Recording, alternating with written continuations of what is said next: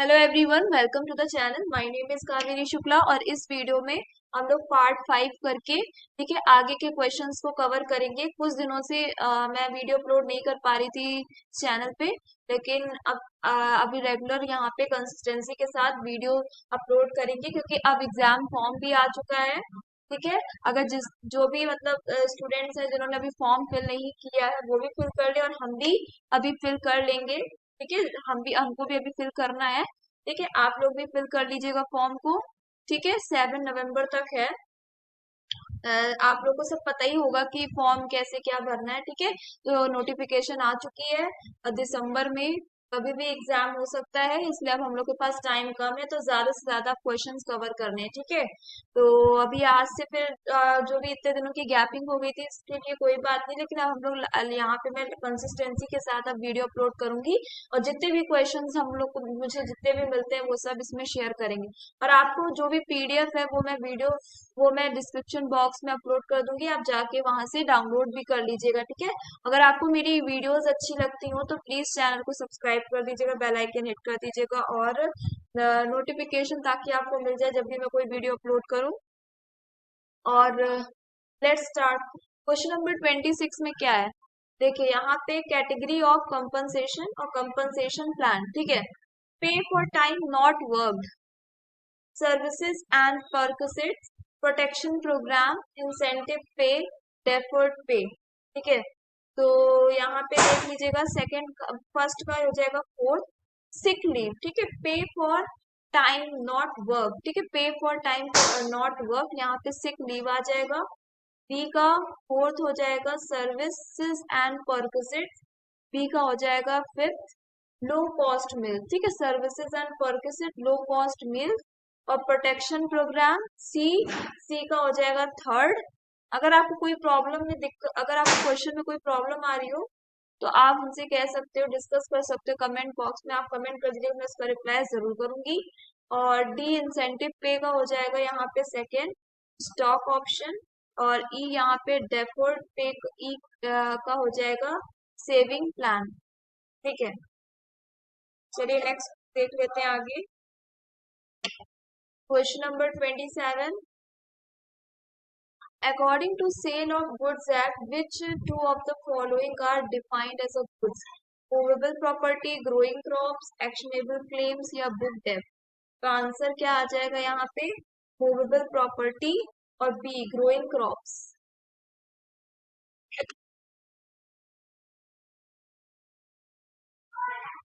इसके बाद यहाँ पे क्वेश्चन नंबर 28 देख लीजिए।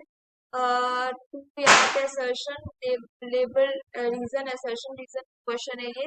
Globalisation refers to the free cross border movement of goods, services, capital, information and people.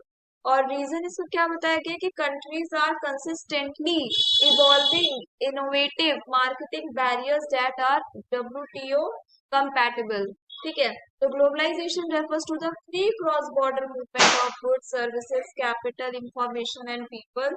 Countries are consistently evolving innovative marketing barriers that are WTO compatible। तो यहाँ पे ए true है कि globalization refers to free cross border. ठीक है, और ये गलत है, ये country consistently evolving innovative market barriers that are WTO compatible, ये गलत है। तो ऑप्शन नंबर थर्ड इसका करेक्ट आंसर हो जाएगा। चलिए नेक्स्ट क्वेश्चन देख लेते हैं। Which two of the following correct about the due date of issue of the TDS certificate? तो यहाँ पे ए हो जाएगा फॉर्म नंबर 16 एनुअल और बी आ जाएगा फॉर्म नंबर 16 ए क्वार्टरली। ठीक है, तो which two of the following are correct about the due date of issue of the TDS certificate? तो फॉर्म नंबर 16 यहाँ पे annual, form number 16 A quarterly.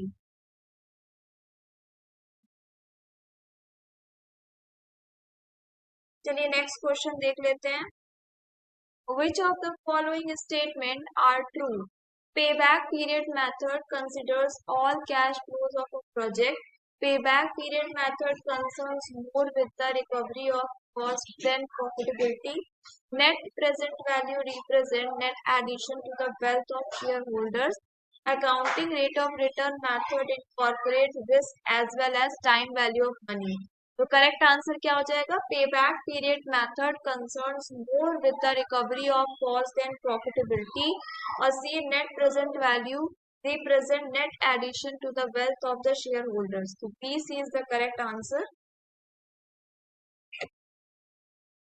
चलिए नेक्स्ट क्वेश्चन देख लेते हैं. The informal groups communication system is called. देखो informal group जहां भी आया उसका जो कम्युनिकेशन सिस्टम होता है वो ग्रेप वाइन. ठीक है, इसको ग्रेप वाइन कहते हैं. आपने पेपर 1 में भी कम्युनिकेशन वाली यूनिट में आपने टॉपिक पढ़ा होगा ग्रेप वाइन. ठीक है, तो क्वेश्चन नंबर 32 क्या कह रहा है? What percentage of the income from compensation on disaster is exempted from the tax liability? 100%. ठीक है, सो करेक्ट आंसर 100% हो गई. आपको याद ही होना चाहिए, याद करना पड़ेगा ये क्वेश्चन. चलिए नेक्स्ट क्वेश्चन देख लेते हैं. क्वेश्चन नंबर 33 मैच करना है हमें कमिटी और पर्पस. ठीक है, वाई बी रेडी कमेटी और एस एम केलकर कमेटी, ये तो जीएसटी लेके आई थी. ठीक है, तो सी, सी का क्या होगा? सी का हो जाएगा third working capital lending norms. ठीक है, और Y B Reddy committee A, A का फर्स्ट हो जाएगा revised method of lending in place of cash credit system. Rashid Jilani committee B, B का हो जाएगा यहाँ पे second rationalisation of interest rate on small savings. और डी आ जाएगा यहाँ पे IT, IT based committee. D, D का फोर्थ हो जाएगा रीजनल रूरल बैंक्स.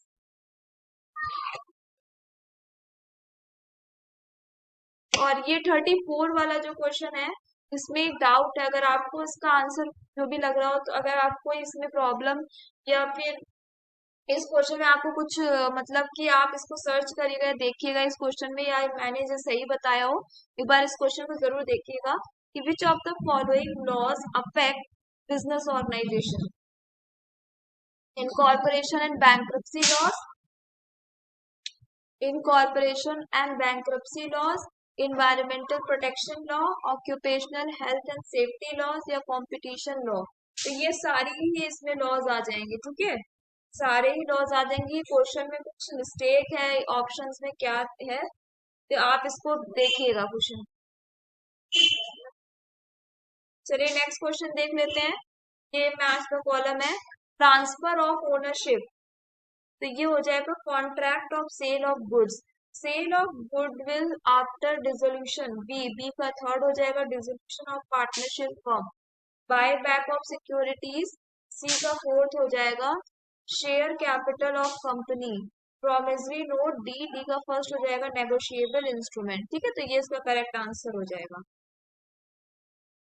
चलिए नेक्स्ट क्वेश्चन देख लेते हैं. Which among the following is a correct statement about residential status of a company? A company can never be classified as not ordinary resident. ठीक है, ये सेकंड इसका आंसर हो जाएगा. A company can never be classified as not ordinary resident. चलिए next question देख लेते हैं. Which two of the following measures of central tendency are not capable of algebraic treatment? Geometric mean, median, arithmetic mean, mode, harmonic mean. Correct answer क्या हो जाएगा? Median और mode.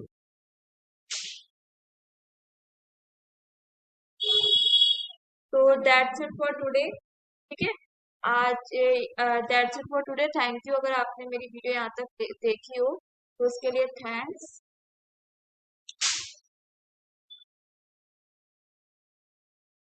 अगर आपने मेरी वीडियो यहाँ तक देखी हो तो उसके लिए थैंक्स.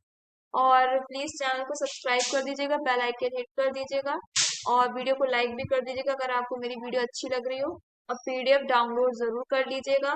इसके आगे के क्वेश्चन नेक्स्ट वीडियो में अपलोड करेंगे. Okay, thanks.